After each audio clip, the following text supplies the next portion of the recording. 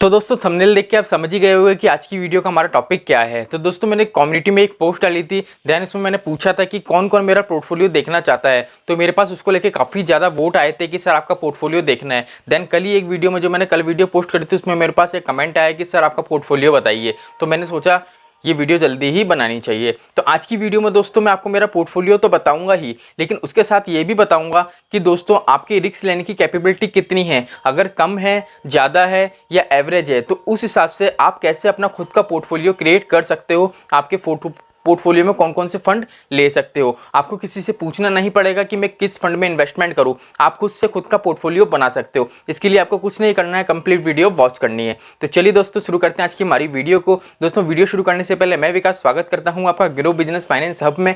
दोस्तों आपने अभी तक चैनल को सब्सक्राइब नहीं करा हो तो चैनल को सब्सक्राइब कर लीजिए, क्योंकि म्यूचुअल फंड से रिलेटेड हर वीडियो आपको इस चैनल पर मिलता रहता है। तो चलिए शुरू करते हैं आज की हमारी वीडियो को। दोस्तों वीडियो शुरू करने से पहले दोस्तों आज रक्षाबंधन है, तो आप सभी को हैप्पी रक्षाबंधन की हार्दिक बधाई हो।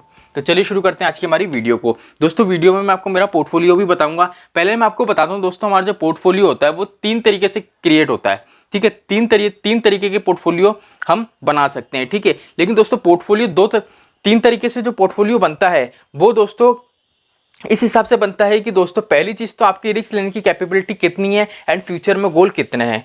ठीक है, पहली चीज़ क्या बताई मैंने कि आपकी रिस्क लेने की कैपेबिलिटी कितनी है, और दूसरा चीज़ आपके फ्यूचर में गोल कैसे हैं। ठीक है, गोल बड़े हैं, ज़्यादा हैं, एवरेज है, किस हिसाब से। ठीक है, तो दोस्तों इस हिसाब से हम काउंट करेंगे। देखो ये हमारा पहला पोर्टफोलियो होगा, ये हमारा सेकंड पोर्टफोलियो होगा और ये हमारा थर्ड पोर्टफोलियो होगा।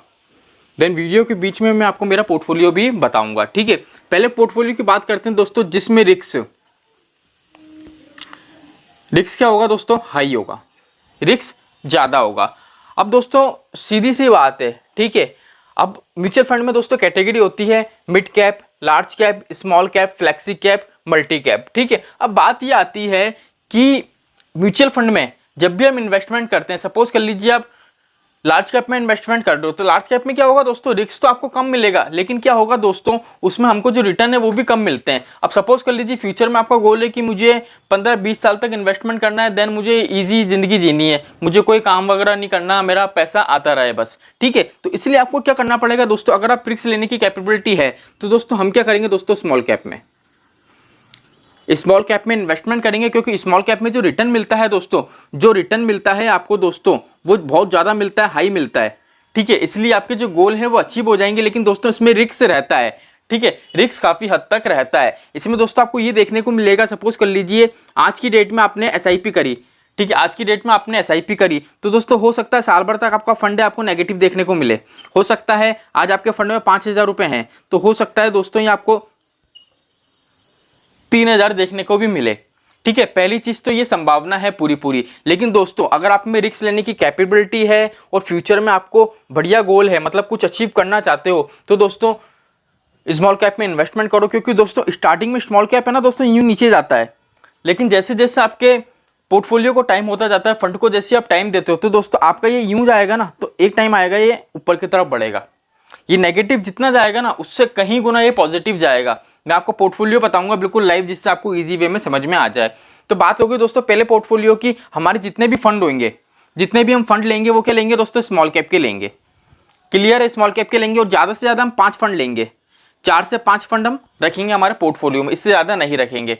ठीक है, अब बात आती है सेकंड वाले की। सेकंड वाले की बात ये आती है कि अगर आपकी रिस्क लेने की कैपेबिलिटी है ही नहीं, कि मेरे को तो कुछ भी नहीं, बस ठीक है छोटा मोटा इन्वेस्टमेंट कर रहा हूँ जिससे फ्यूचर में बस थोड़ा बहुत पैसा मिल जाए, मैं FD में इन्वेस्टमेंट करता था, FD में ना करके इसमें कर दूंगा, लेकिन मैं रिस्क नहीं ले सकता, तो उस हिसाब से क्या है, उस हिसाब से लिए आपके लिए क्या है, लार्ज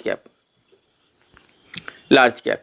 ये ऐसे लोगों के लिए है जो रिस्क नहीं लेना चाहते, क्योंकि ये वो कैटेगरी है जिसमें आपको रिस्क नहीं लेना पड़ेगा। ठीक है, क्योंकि इसमें क्या होता है दोस्तों, जो रिटर्न मिलता है, रिटर्न भी दोस्तों ज़्यादा कुछ खास नहीं मिलता। ये मान लीजिए आपको 15% तक लास्ट रिटर्न मिल जाएगा। और यहीं बात करते हैं हम स्मॉल कैप की, तो स्मॉल कैप में दोस्तों ज़्यादा से ज़्यादा तो कोई संभावना ही नहीं है, 26%, और कुछ फंड तो ऐसे हैं दोस्तों 35-36% आराम से आपको रिटर्न दे देते हैं, अगर आप लॉन्ग टाइम के लिए इन्वेस्टमेंट कर रहे हो तो। ठीक है दोस्तों, एक चीज़ और मैं आपको बता दूं, मैं जितना भी आपको ये पोर्टफोलियो बता रहा हूँ ये सिर्फ सिर्फ और सिर्फ उन लोगों के लिए जो लॉन्ग टाइम के लिए इन्वेस्टमेंट करना चाहते हैं, क्योंकि शॉर्ट टाइम के लिए अगर आप इन्वेस्टमेंट करना चाहते हो तो पोर्टफोलियो कोई मायने नहीं रखता। आप लार्ज कैप में करो, मिड कैप में करो, स्मॉल कैप में करो, किसी में भी करो, क्योंकि उसमें ग्रोथ तो वैसे भी आपको नहीं मिलनी है। ठीक है, इसलिए ये सिर्फ उसके लिए है जो लॉन्ग टाइम के लिए इन्वेस्टमेंट करना चाहता है। तो बात हो गई सेकंड वाली बात हो गई, जिसमें रिस्क एवरेज रिस्क लेने की, जिसमें रिस्क लेने की संभावना नहीं है, लो रिस्क।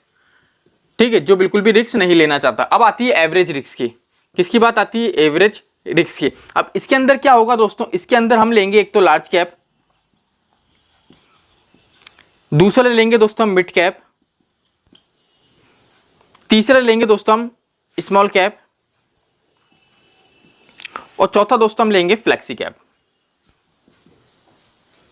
ये 4 तरीके के फंड हम लेंगे। लार्ज कैप फंड इसलिए लेंगे, अब दोस्तों जो ये 4 है ना दोस्तों, हमको क्या करना है इसमें भी दोस्तों, जैसे हमने रिस्क वाले में 4 से 5 फंड लिए थे, इसमें भी दोस्तों हमको पोर्टफोलियो दोस्तों कोई सा भी हो, आपको 4 से 5 फंड ही रखने हैं। ज़्यादा फंड रखने से ये नहीं है कि आपका अच्छा खासा कुछ बेनिफिट हो जाएगा, ऐसा कुछ नहीं है। फंड चूज करो, मिनिमम फंड रखो, और उसी में दोस्तों आप वन टाइम करते जाओ, जिससे आपको अच्छी ग्रोथ मिल सके। इसमें भी दोस्तों देख लीजिए 4 हैं, तो लार्ज कैप का एक ले लेंगे, मिड कैप का एक ले लेंगे, स्मॉल कैप का एक लेंगे, फ्लेक्सी कैप का एक लेंगे। इससे क्या होगा दोस्तों, लार्ज कैप है दोस्तों वो आपकी रिस्क की कैपेबिलिटी है, जो रिस्क है उसको कंट्रोल रखेगा। मिड कैप है दोस्तों वो आपकी रिटर्न को थोड़ा पकड़ के रखेगा। स्मॉल कैप है दोस्तों उसमें रिस्क थोड़ा ज़्यादा रहेगा लेकिन रिटर्न आपको अच्छा मिलेगा। और फ्लेक्सी कैप है दोस्तों, ये दोस्तों आपके रिस्क को और हमारा जो रिटर्न है दोनों को क्या करेगा, एवरेज करके पकड़ के रखेगा। इसलिए आपका जो ये पोर्टफोलियो क्रिएट होगा, ये ऐसा पोर्टफोलियो क्रिएट होगा दोस्तों कि फ्यूचर में 15, 20, 30 साल तक जब भी आप इन्वेस्टमेंट करोगे तो आप देखोगे उसमें अच्छी खासी आपको ग्रोथ मिलेगी। लेकिन जो फ्यूचर में सबसे अच्छी ग्रोथ आपको देखने को मिलेगी वो दोस्तों स्मॉल कैप वाले में ही मिलेगी, क्योंकि इसमें आप रिस्क ले रहे हो, इसमें आप बिल्कुल भी रिस्क नहीं ले रहे हो। इसलिए इसमें आप दोस्तों आप सोच रहे हो मैं 2 करोड़ बना लूंगा, लेकिन फ्यूचर में पता चला हमारे तो 80 लाख रुपए ही बने, क्योंकि इसमें दोस्तों रिस्क ले ही नहीं रहे हो आप। ठीक है, एवरेज रिस्क। ठीक है, 2 करोड़ का आप सोच रहे हो तो दोस्तों नी करके 1.5 करोड़ तक इसमें बन जाएगा। ठीक है, अब बात ये आती है, मैंने आपको ये चीज़ तो बता दी, अब बात हम ये करते हैं कि पहले मैं आपको मेरा एक बार पोर्टफोलियो बता देता हूं, देन इस टॉपिक को हम कंप्लीट कवर करेंगे। ठीक है, तो चलिए चलते हैं हमारे मोबाइल की स्क्रीन पे।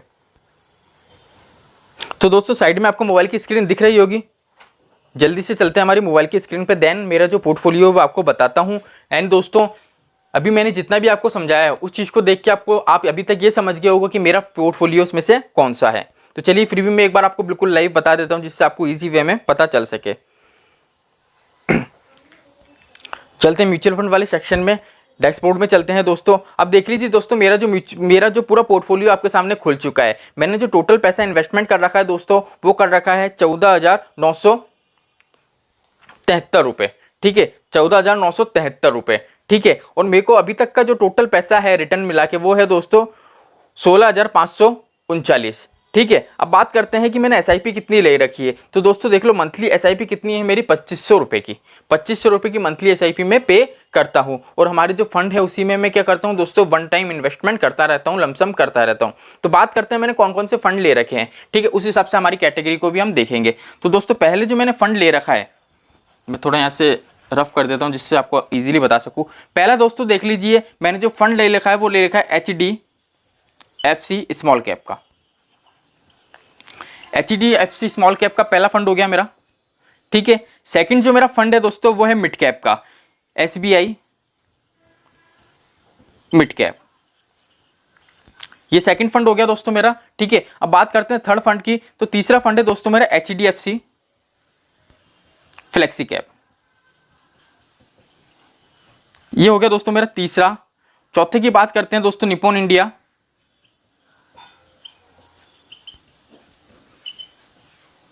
निप्पॉन इंडिया है दोस्तों मेरा स्मॉल कैप। निप्पॉन इंडिया कौन सा है दोस्तों, स्मॉल कैप। ये मेरा चौथा हो गया। और पांचवा फंड है दोस्तों मेरा एक्सिस स्मॉल कैप। ये मेरा पांचवा फंड हो गया। और दोस्तों जो मेरा छठा फंड दोस्तों मेरा है SBI स्मॉल कैप। दोस्तों आपको 4 से 5 ही फंड रखने पोर्टफोलियो में। आप ये मत देखो कि मैंने 6 फंड रखे हैं तो आपको भी 6 फंड रखने हैं, 4 से 5 फंड रखो, देन उसी को आप अच्छे से मैनेज करो, ठीक है। ये 6 फंड इसलिए भी हैं दोस्तों क्योंकि कुछ कुछ इसमें से ऐसे फंड हैं दोस्तों, वीडियो बनाने के लिए, आपको सिखाने के लिए मैंने इन्वेस्टमेंट करे हैं, लेकिन मैंने उनको कंटिन्यू रखा है, ठीक है। अब बात करते हैं दोस्तों, देख लीजिए स्मॉल कैप के कितने हैं। पहला स्मॉल कैप, दूसरा हमारा स्मॉल कैप, तीसरा स्मॉल कैप, ये चौथा स्मॉल कैप, ठीक है। मैंने आपको क्या बताया दोस्तों, स्मॉल कैप में अगर आप इन्वेस्टमेंट करते हो तो आपका रिस्क क्या होता है दोस्तों, बढ़ जाता है, रिस्क काफी हद तक बढ़ जाता है। मतलब 4 फंड में दोस्तों मैं रिस्क बहुत अच्छा ले रहा हूं, ठीक है। अब 5वीं बात आती है मिड कैप। मिड कैप है दोस्तों, उसमें भी रिटर्न अच्छा खासा मिलता है और रिस्क की संभावना अधिक रहती है। तो मतलब मेरे 5 फंड तो ऐसे हैं दोस्तों जिसमें मैं रिस्क ले रहा हूं, ठीक है। लेकिन एक फंड ऐसा है दोस्तों, एचडीएफसी फ्लेक्सी,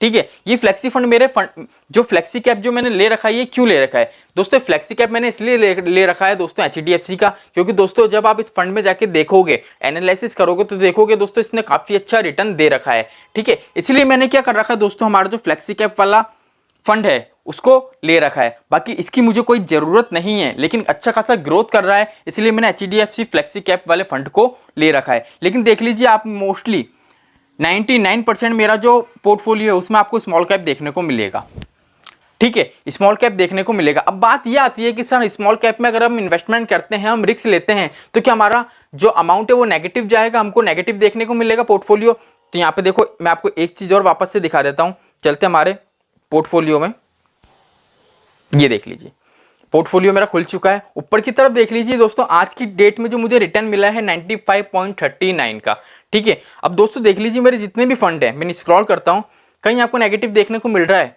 नहीं मिल रहा है। वो क्यों नहीं मिल रहा है, क्योंकि दोस्तों मैंने आपको बोला था स्टार्टिंग में, कम से कम 1 ईयर तक दोस्तों क्या होगा, अगर आप स्मॉल कैप में इन्वेस्टमेंट कर रहे हो तो दोस्तों आपका फंड नेगेटिव जाएगा। जो दोस्तों आप मेरा फिगर देख रहे हो दोस्तों, नेगेटिव गया था। एक टाइम ऐसा आया था दोस्तों, सपोज कर लीजिए जैसे मेरे पोर्टफोलियो में 2000 रुपए थे ना, तो दोस्तों 1100 रुपए बचे थे, 1100 रुपए बचे थे। लेकिन वही एक ऐसा टाइम था, अगर उस टाइम में ये सोचता कि मुझे लॉस हो रहा है, मैं पैसा निकाल लेता, तो दोस्तों आज जो मेरी ग्रोथ हुई है देख लीजिए, 1500 समथिंग का मुझे प्रॉफिट हुआ है। ये नहीं हो पाता। इसीलिए दोस्तों अगर आप स्मॉल कैप में इन्वेस्टमेंट करते हो लॉन्ग टाइम के लिए, 15, 20, 25, 30 साल के लिए, तो दोस्तों क्या होता है, जैसे जैसे हमारा टाइम पीरियड बढ़ता है ना, वैसी वैसी रिस्क की जो कैपेबिलिटी होती है, रिस्क होता है दोस्तों, वो कम होता जाता है। क्योंकि दोस्तों सपोज कर लीजिए आज आपने 5 साल के लिए इन्वेस्टमेंट करा किसी भी फंड में स्मॉल कैप के अंदर, ठीक है। अब क्या हुआ दोस्तों, मार्केट ऊपर नीचे हुआ। अब 5 साल के अंदर क्या हुआ दोस्तों, हमारा जो मार्केट है डाउन डाउन डाउन डाउन गया, तो उसमें क्या हुआ दोस्तों, आपको लॉस हो गया। फिर आप बोलोगे, बोले यार स्मॉल कैप में करा था इस वजह से, इससे अच्छा मैं लार्ज कैप में कर लेता। नहीं, देखो मार्केट कैसे चलता है, एक साल कोई फंड ऊपर जाएगा तो सेकंड साल क्या होगा दोस्तों, वो नीचे भी आएगा। मार्केट हमेशा अप नहीं जाता, डाउन भी आता है। इसलिए दोस्तों लॉन्ग टाइम के लिए इन्वेस्टमेंट जब करते हैं ना, तो दोस्तों मार्केट जो ऊपर नीचे जाता है ना, उसकी हमको कोई टेंशन नहीं रहती है। क्योंकि लॉन्ग टाइम के लिए जब आप देखोगे ना, तो मार्केट कितना भी नीचे जाए, कितना भी ऊपर आए, लेकिन जब हम पैसा निकालेंगे उस टाइम वो कंडीशन रहेगी कि हमारा जो पैसा है, ठीक है, उसमें दोस्तों हमको रिटर्न बिल्कुल पॉजिटिव ही मिलेंगे, पॉजिटिव मिलेंगे जो मिलेंगे, लेकिन इतने मिलेंगे कि हमारे जितने भी फंड है उसमें नहीं मिल पाएंगे, जितनी भी कैटेगरी है उसमें नहीं मिल पाएंगे, ठीक है। तो यहाँ पे दोस्तों देख लीजिए, इस चीज को तो मैंने क्लियर कर दिया है। अब बात ये आती है कि स्मॉल कैप आपने बता दिया, लार्ज कैप आपने बता दिया, ये सब कंप्लीट बता दिया कि इनमें से कौन से फंड सेलेक्ट करें, इनमें से कौन से फंड हमको सेलेक्ट करने चाहिए, ठीक है। तो देखो सीधी सी बात मैं आपको एक बात बताऊं, सीधी सी पहली चीज तो ये, म्यूचुअल फंड में कैसे इन्वेस्टमेंट करा जाता है, कौन से फंड अच्छे हैं, मतलब म्यूचुअल फंड की A to Z कंप्लीट जानकारी, इसकी दोस्तों कंप्लीट सीरीज जल्दी चैनल पे आने वाली है।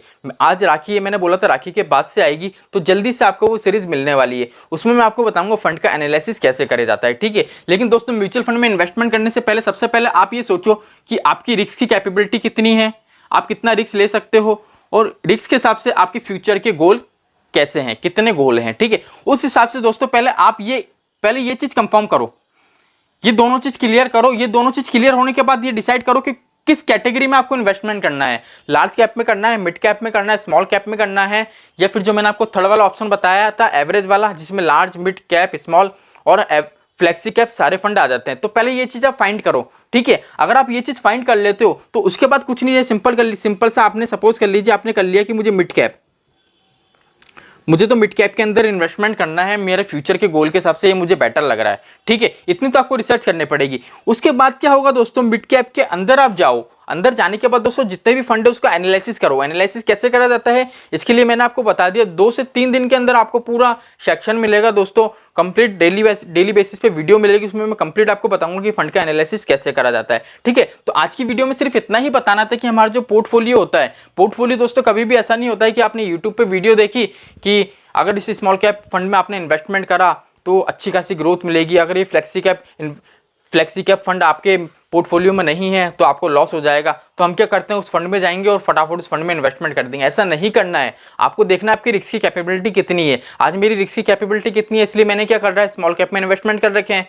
ठीक है, इसलिए रिस्क की कैपेबिलिटी देखो, आपके फ्यूचर में कितने गोल हैं उस हिसाब से इन्वेस्टमेंट करो। ज़्यादा लालच भी मत करो कि सर स्मॉल कैप में इन्वेस्टमेंट कर रहे हैं, बिल्कुल कोई टेंशन वाली बात नहीं है तो हम भी स्मॉल कैप में करते हैं, नहीं, ऐसा नहीं है। ठीक है, आप खुद से एनालिसिस करो आपकी कैपेबिलिटी कितनी है, रिस्क के कितना अमाउंट आप पे कर सकते हो, कितना नेगेटिव बैलेंस आप देख सकते हो, उस हिसाब से अपना पोर्टफोलियो क्रिएट करो। एक बार पोर्टफोलियो क्रिएट करो, फिर भी आपको कोई दिक्कत आती है, पहले डिसाइड कर लो कि कौन से में करना है आपको, इन दोनों के हिसाब से। देन मुझे व्हाट्सएप पे मैसेज करो, मेरा नंबर आपके पास है, चैनल बैनर पे भी आपको मिल जाएगा। देन मैं आपको बताऊंगा कौन से फंड आपको लेने चाहिए। तो चलिए दोस्तों, आज के लिए इतना ही, मिलते हैं हमारे नेक्स्ट वीडियो में। जय श्री श्याम दोस्तों।